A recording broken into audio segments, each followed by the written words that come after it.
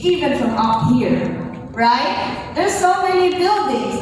Now, I agreed, looking out of the window again. Finally, we landed. When we were safely off the plane, I took a moment to process my surroundings. I couldn't believe it. We were finally back. As soon as Sydney and me went out of the airport, she suddenly grabbed my arm and said, "Look, is that?" I followed her gaze. To my surprise, I saw Captain Nathan Legaspi and Miss Latisha. I heard that Nathan had been hired by Delta Airlines, one of the world's biggest airlines.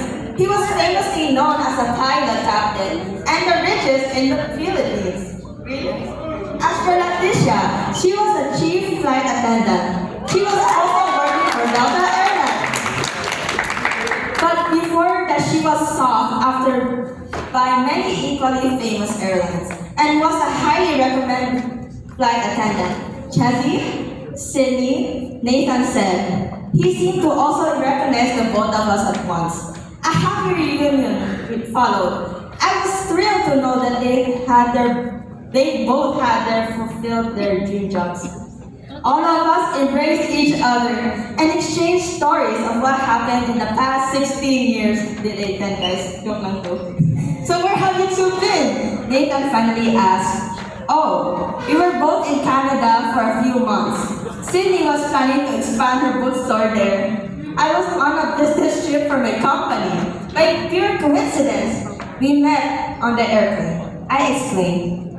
So you both gotten your dream jobs too? That's wonderful to hear, Latisha said. Just then, a taxi stopped in front of us, ending our conversation. We should take this one, I said. Sydney and I waved goodbye to Latisha and Nathan. See you at the party, Nathan said. Oh, I can't wait to see everyone else soon, I said as we got inside the taxi. Sydney gave the driver the name of her destination. The ride to Dumaguete City was like stepping into another world. The roads had become 6-lane. There were traffic lights, huge commercial buildings, malls, skyscrapers, and trains. The city looks cleaner and more modern. If spotted, I would have thought we were in Cebu City. I never thought I could see Dumaguete like this, I said, shaking my head. It's unbelievable. If the city has changed this much, how much more our former classmates? Sydney asked. Just seeing Latisha and Nathan, I wonder if they all got the dream jobs too? You'll see. We'll find out soon enough, I replied. The taxi stopped in front of a bright lit cafe. This wasn't any ordinary cafe. However, as I got out, I saw the owner standing outside the entrance. Sydney and I immediately ran toward them. I miss you so much! Sydney yelled, hugging honey. How have you guys been? Fran smiled and hugged me. Business has been booming, to say the least, she said. Together, the four of us went inside the cafe. Miss Frances Reales and Miss Honey Mercado were the owners of Orphan Brew Cafe, which they have been running for 7 years, while giving me and Sydney a tour. They explained how they had started their business out of nothing, and how it grew to be popular all over the world, the country, and the rest of the world. We have over 100 branches here in the Philippines alone, Annie said. 100? That's amazing, Sydney explained. We never knew how famous your business has gotten. It's great to hear how far you two have become. I joke, well, our effort paid off, but it's really all thanks to God. He blessed our business and made it prosper. Fran said, amen to that, I agreed. We emerged onto the terrace of the cafe. Below us spread a spectacular view of the dazzling city lights and the sun setting over the horizon. There were fairy lights hanging above, swaying gently in the breeze. Sydney and I both gasped at the same time. I know, Franz chuckled. Many of our customers come here just so they can see this view and take pictures. You chose the right location there, I said, looking around in awe. Then Honey pointed to a long table placed in the center. A group of people were seated around it, talking and laughing. They all turned into our direction as we approached them. Finally, you're here! They were, of course, our former classmates.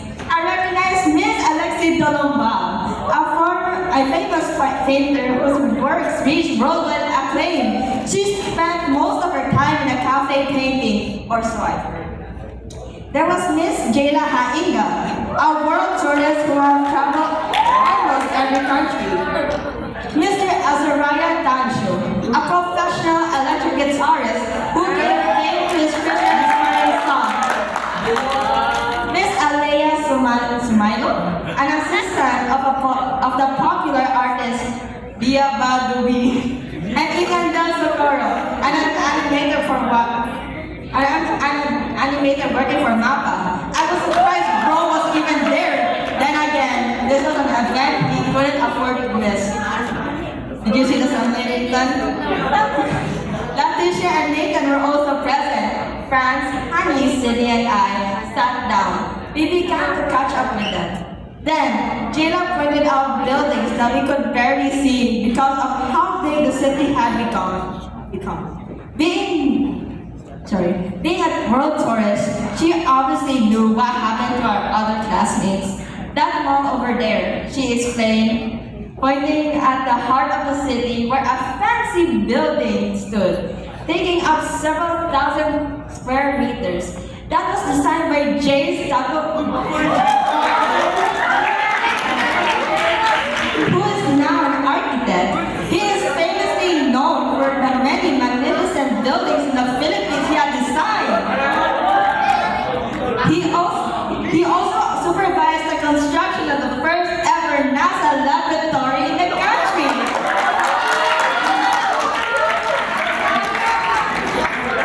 Dr. Lance Flamingo was the head scientist, and Miss Doreen Delamin works there as an astronomer. That gigantic hospital there, this time she pointed to a gleaming white building. That's one of the top hospitals in the country. Doctors Ardela Ocampos and Luis Torres. Both cardiologists work there. They help so many people and they are currently the highest paid doctors in the country. Oh yeah, I forgot to tell you, Luis and Cindy are not engaged now.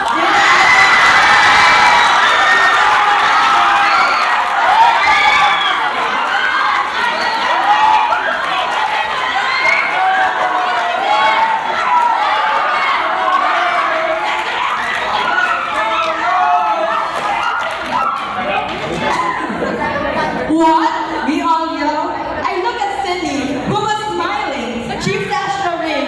She was wearing, which I now realize it must be an engagement ring. There was a lot of cheering and clapping in this news. Can you cheer and clap again for the news?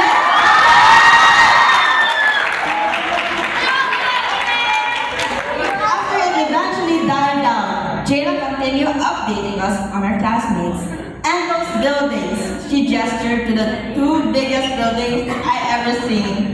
Those are the branches of cosmetic companies owned by Miss Tulalia, CEO of L'Oreal, and Miss Julia Gonzalo, CEO of Carina Ryumi. Welcome.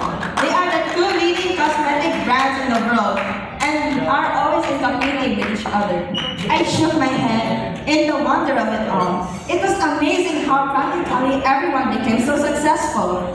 Then voices behind us said, "Did we hear our names?"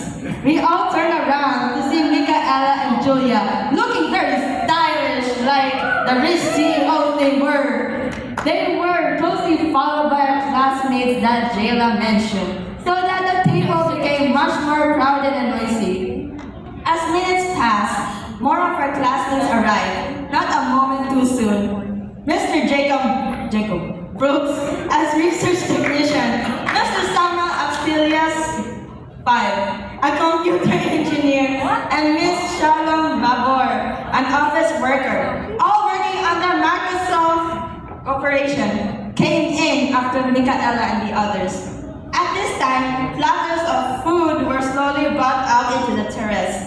The works of Mr. John Nicol, otherwise known as the culinary master of the Philippines, and his team of chefs. He, Franz, and Honey supervised the food and drinks for the party. Meanwhile, at the table, Lance pulled out a picture of his suitcase, which he told us he would always carry it around with him, and was holding it high for all to see. Everyone was cheering, and everyone sitting near him were clapping on the back. "What's happening?" I asked, at the far end of the table, and couldn't see the picture. "Lance has a girlfriend!"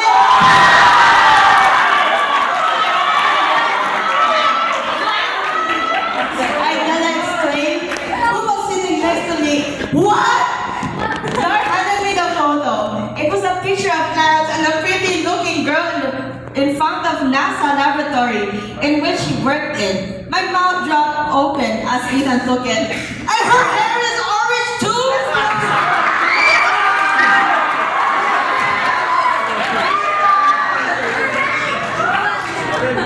Ethan yelled when he saw the picture.